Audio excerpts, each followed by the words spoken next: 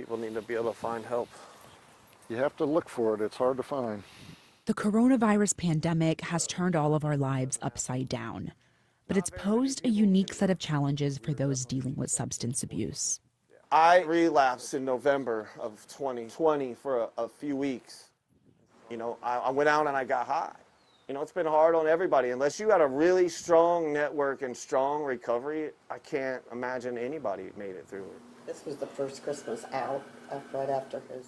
Jason Leemanson has spent much of his adult life in and out of jail. He says he's lost everything as a result of his drug addiction. The thing that's hardest for parents to understand about dealing with an addicted loved one is we want to help them get better. It doesn't work. If I'm brutally honest about it, which I will be, there were times when we were so intensely in pain over it that we wished he would die. Gina Malagold's brother Dylan overdosed for the first time in April of 2020. She believes that the federal stimulus checks enabled her brother's drug habit. He survived, but recovery rehabilitation programs were far from normal due to COVID restrictions. Apart from just 2 rehab clinics, which in order to get there, my mom had to say my brother was suicidal.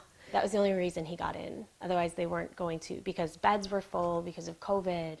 After testing positive for COVID while in rehab, her 28-year-old brother self-isolated in a family cabin. Days later, he overdosed again. My mom called me out of control and crying, and Dylan's dead, Dylan's dead. Quarantine is not easy, and if you just got out of rehab, suffering with addiction, and have mental health, it's a death sentence. I miss him every day. And then depending on whether or not they have a counseling session, they can go back to see their counselor or they can just leave the clinic. Methadone clinics, like this one in DC, are seeing record levels of patients seeking help. When people have been relying on drugs as a mechanism to cope with whether it's physical discomfort, whether it's emotional discomfort, and then suddenly the drug use is gone, they have to learn new coping skills. And now we've added this additional stress of an unprecedented in our lifetime pandemic. It's much more additional stress on them. The chicken, sobriety and cleanliness is a big part of that, is giving back and having those connections with people at the meetings. As life is getting closer to normal for many Americans, people who struggle with addiction and their loved ones hope that the vital in-person support structures are here to stay.